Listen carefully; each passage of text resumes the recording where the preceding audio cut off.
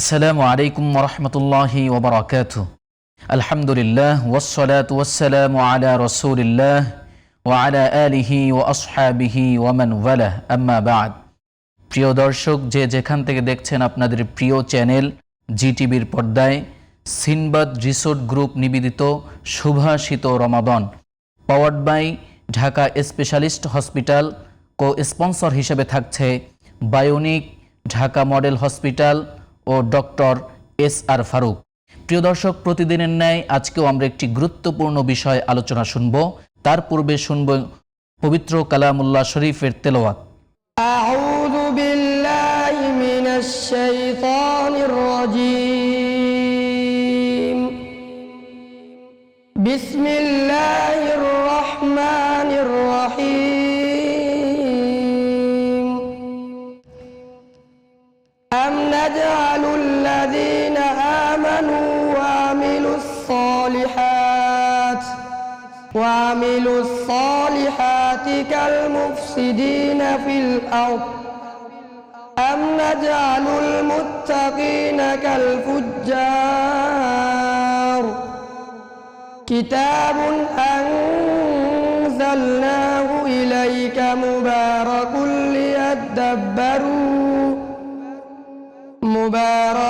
লিয়াদ্দাব্বারু আয়াতিহি ওয়া লিয়াতাযাক্কারা উলুল আলবাব। ওয়া ওয়াহাবনা লিদাউদা সুলাইমান নি'মাল আবদু ইন্নাহু আওয়াব। إذ عرض عليه بالعشي الصافنات الجياد فقال إني أحببت حب الخير عن ذكر ربي حتى توارت بالحجاب ردوها علي فطفق مسحا بالسوق والأعناق ولقد فتنا سليمان وألقينا على كرسيه جسدا ثم أناب صدق الله العظيم। প্রিয় দর্শক, এতক্ষণ শুনছিলেন পবিত্র কালামুল্লাহ শরীফের তেলাওয়াত। এ পর্যায়ে আমরা আমাদের অতিথিদের সাথে পরিচিত হয়ে নেব। আমার ডান পাশে রয়েছেন প্রফেসর ডক্টর ইউসুফ ইবনে হুসাইন, অধ্যাপক, ইসলামিক স্টাডিজ বিভাগ, ঢাকা বিশ্ববিদ্যালয়। আসসালামু আলাইকুম ওয়া রাহমাতুল্লাহি ওয়া বারাকাতুহু। আমাদের মাঝে আরও একজন আলোচক রয়েছেন, বাংলাদেশের খ্যাতনামা ইসলামিক স্কলার হযরত মাওলানা মুফতি কাউসার হুসাইন, খতিব, বাইতুল খায়ের জামে মসজিদ, যাত্রাবাড়ি, ঢাকা। আসসালামু আলাইকুম ওয়া রাহমাতুল্লাহ। প্রিয় দর্শক, প্রতিদিনের ন্যায় আজকেও একটি গুরুত্বপূর্ণ বিষয় আলোচনা শুনব। সেটি হচ্ছে রমাদানের শেষ দশকে আমরা কি কি আমল করতে পারি। প্রিয় দর্শক, আমরা জানি যে এই রমাদান মাস হচ্ছে আমলের মাস।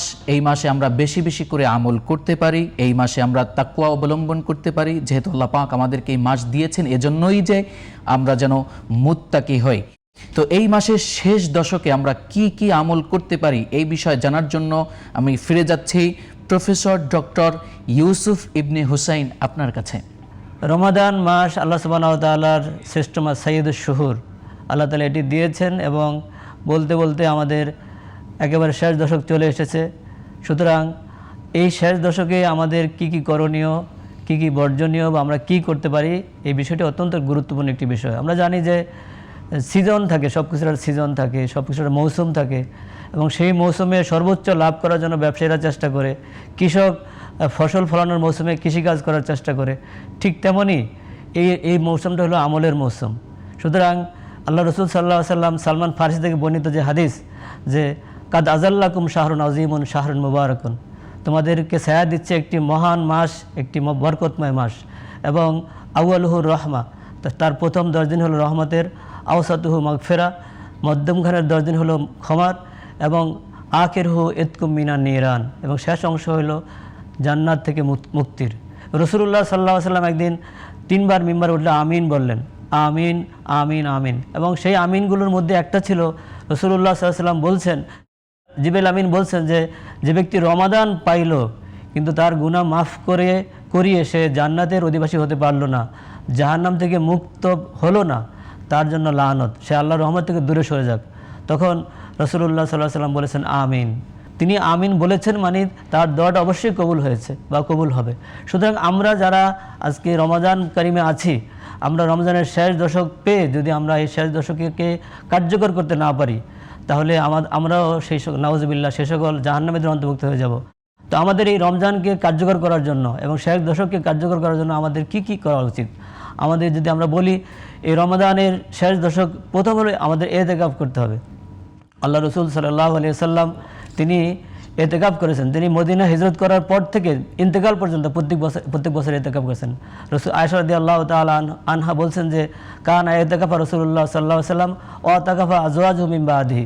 রাসূলুল্লাহ সাল্লাল্লাহু আলাইহি ওয়াসাল্লাম প্রত্যেক বছর এতেকাফ করতেন এবং তার ইন্তেকালের পরে তার স্ত্রীগণও এতেকাফ করেছেন। সুতরাং আজকে আমাদের এই এতেকাফ, আমরা যাদের সময় আছে, আমাদের সময় থাকবে না। আমি আজকে যদি মরে যাই তাহলে আমার জীবন শেষ হয়ে যাবে, আমার সমস্ত কিচ্ছা খতম হয়ে যাবে, আমার ব্যবসা বাণিজ্য সবই চলবে কিন্তু আমি থাকবো না। তো আমি যে চিন্তা করি যে 10 দিন আমার কীভাবে আমি দেবো, আমার কোথা থেকে সময় পাবো, আমার ওটা লস হবে, এই সব কিছু বাদ দিয়ে আমি নাই, আমার শূন্য স্থান কারো দ্বারা পূর্ণ হবে, এই চিন্তা করে আমি আল্লাহর নাম করে, আল্লাহর ভরসা করে আমি বসে যাওয়ার নিয়ত করি, আল্লাহ ব্যবস্থা করে দেবেন। এবং এই এতেকাফ করলে আল্লাহ রসুল সাল্লাল্লাহু আলাইহি ওয়াসাল্লাম বলেছেন যে অসংখ্য অগণিত সওয়াব সে পাবে। তো এরপর হলো এই শেষ দশকের মধ্যেই লাইলাতুল কদর আছে। রাসূলুল্লাহ সাল্লাল্লাহু আলাইহি ওয়াসাল্লাম বলেছেন যে সালমান ফারসি বর্ণিত হাদিসে ফিহি লাইলাতুন খায়রুম মিন আলফি শাহরিন। এই শেষ দশকের মধ্যে এমন একটি রাত্রি আছে যে রাত্রি 1000 বছরের চেয়ে উত্তম।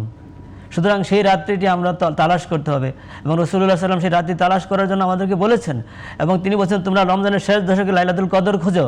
এবং তিনি আরও স্পেসিফিক বলছেন তাহরাও লাইলাতুল কদরা ফিল আশিল আওয়াখির ফিল বেতর মিন রমাদানা।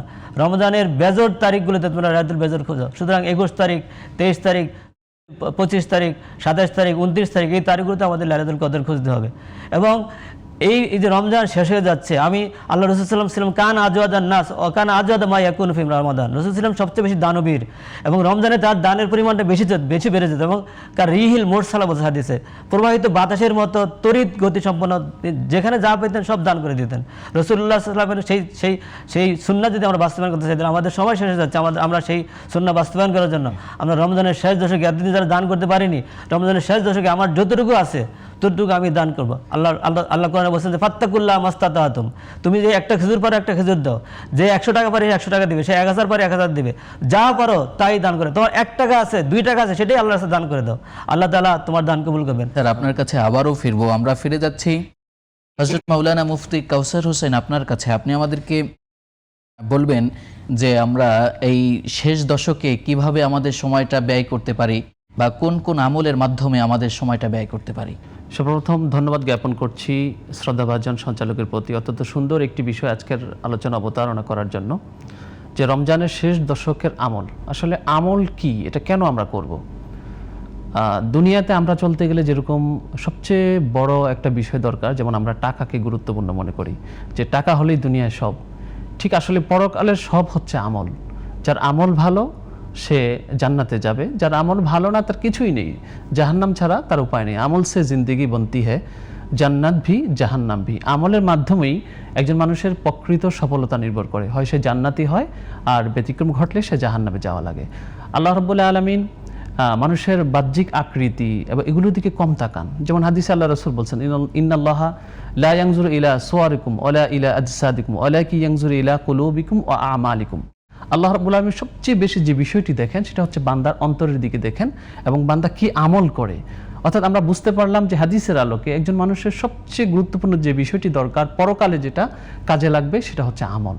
আর এই রমজান মাস এটা হচ্ছে আমলের মাস। এই রমজানের প্রথম দশক, দ্বিতীয় দশক, শেষ দশক সবটাই গুরুত্বপূর্ণ। সবচেয়ে বেশি গুরুত্বপূর্ণ যেটা সেটা হচ্ছে রমজানের শেষ দশক। আমরা কিন্তু জানি যে রাসূল সাল্লাল্লাহু আলাইহি ওয়াসাল্লাম এই শেষ দশকে তিনি পরিবার থেকে আলাদা হয়ে যেতেন এবং আম্মাজান আয়েশা তাহেরা রাদিয়াল্লাহু তাআলা আনহা থেকে হাদিস এসেছে যে রাসূল সাল্লাল্লাহু আলাইহি ওয়াসাল্লাম শেষ দশকে তার কোমরে গামছা বেঁধে নিতেন বা কাপড় বেঁধে নিতেন, এরপরে তিনি আমলের উদ্দেশ্যে বেরিয়ে যেতেন। হ্যাঁ, রমজানে রাসূল সাল্লাল্লাহু আলাইহি ওয়াসাল্লাম সবসময় তো আমল করতেন, কিন্তু রমজানের বিশেষ শেষ দশকে একটা প্রস্তুতি ছিল। যেমনটা হাদিসে আসছে, আপনি বলছিলেন যে কানা রাসূলুল্লাহ সাল্লাল্লাহু আলাইহি ওয়াসাল্লাম শাদ্দা মিজারাহু ওয়া আহইয়া লাইলাহু আইকাদা আহলাহু। রাসূল নিজে লুঙ্গি বাঁধতেন। এর মানে হচ্ছে কোমর বেঁধে কোনো কাজে নামা যেরকম আমরা গুরুত্ব বহন করি, ঠিক রাসূল সাল্লাল্লাহু আলাইহি ওয়াসাল্লাম আমলের ক্ষেত্রে বিশেষ একটা প্রস্তুতি গ্রহণ করতেন। এবং ওয়াহিয়া লাইলাহু, রাসূল নিজে সারা রাত জাগরণ করতেন। ওয়া আইকাজা আহলাহু, শুধু নিজে একা না, ফ্যামিলির সবাইকে তিনি জাগিয়ে দিতেন যে এই শেষ দশক এটা ঘুমানোর জন্য না। আমাদের সম্মানিত অতিথি যেটা বললেন যে রমজানের শেষ দশকের অন্যতম একটি গুরুত্বপূর্ণ আমল হচ্ছে লাইলাতুল কদরকে তালাশ করা। আমাদের সমাজে প্রসিদ্ধ আছে যেটা যে 27শে রাত হচ্ছে লাইলাতুল কদর, কিন্তু গ্রহণযোগ্য কথা হচ্ছে যে রমজানের শেষ দশকের প্রত্যেকটা বেজর রাত্রি লাইলাতুল কদর হতে পারে। রাসূল সাল্লাল্লাহু আলাইহি ওয়াসাল্লাম যেটা বললেন, তাহাররাও লাইলাতুল কদরে ফিল ওয়াত্রে মিনাল আশরিল আওয়াখির মিন রমাদান, যে রমজানের শেষ দশকের বেজর রাত্রিগুলোতে তোমরা লাইলাতুল কদরকে তালাশ করো। এই হাদিসের ব্যাখ্যায় মুহাদ্দিসিন কিরাম যে একটা নোট করেছেন যে আল্লাহ রাসূল সাল্লাল্লাহু আলাইহি ওয়াসাল্লামকে আল্লাহ তাআলা চাইলে তো জানায় দিতে পারতেন, বা কেন বলেননি, কেন প্রকাশ করেননি? এর অন্যতম একটা কারণ হচ্ছে যদি লাইলাতুল কদর জানা থাকতো, একটা রাত্রে মানুষ ইবাদত করত, আর সেটা তালাশ করতে গিয়ে মানুষ প্রত্যেকটা রাতে ইবাদত করবে, প্রত্যেকটা রাতে ইবাদতের সওয়াব পাবে। আসলে রমজানের প্রত্যেকটা রাতে হচ্ছে গুরুত্বপূর্ণ। হাদিসের ভাষায় বলা হয়ে থাকে কিয়ামুল লাইল, মান কামা লাইলাতুল কদরে ঈমানান ওয়া ইহতিসাবা গুফিরা লাহু মা তাকাদ্দামা মিন জামবি। যে ব্যক্তি লাইলাতুল কদরে এই রাতের বেলায় যে ঈমানের সাথে সওয়াবের নিয়তে কিয়ামুল লাইল করবে, মানে রাত্রি জাগরণ করবে। রাত্রি জাগরণ কিভাবে? নামাজ পড়তে পারে, কোরআন তেলাওয়াত করতে পারে, তাসবিহ, তাহলিল, দুরূদ শরীফ, জিকির, আজকার, যেভাবে হোক, অর্থাৎ গুনাহ থেকে বিরত থেকে নেক আমলের মাধ্যমে রাত্রটাকে অতিবাহিত করাকেই কিয়ামুল লাইল বলা হয়। তো যে ব্যক্তি কিয়ামুল লাইল করবে রমজানের শেষ দশকে, আল্লাহ রাসূল সাল্লাল্লাহু আলাইহি ওয়াসাল্লাম যেটা বললেন, গুফিরা লাহু মা তাকাদ্দামা মিন জামবি, ব্যক্তির পেছনের জীবনের সব গুনাহ আল্লাহ রাব্বুল আলামিন মাফ করবেন। সুবহানাল্লাহ। জি মুহতারাম, আপনার কাছে আবারও ফিরব। প্রিয় দর্শক, সময় হয়েছে ছোট্ট একটি বিরতির। দেখা হবে বিরতির পরে, সে পর্যন্ত আমাদের সাথেই থাকুন।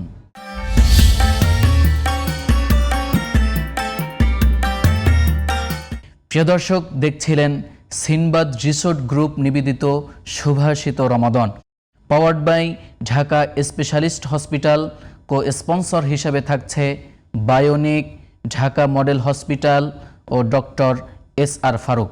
প্রিয় দর্শক, শুনছিলাম রমজান মাসের রমাদানের শেষ দশকের আমল।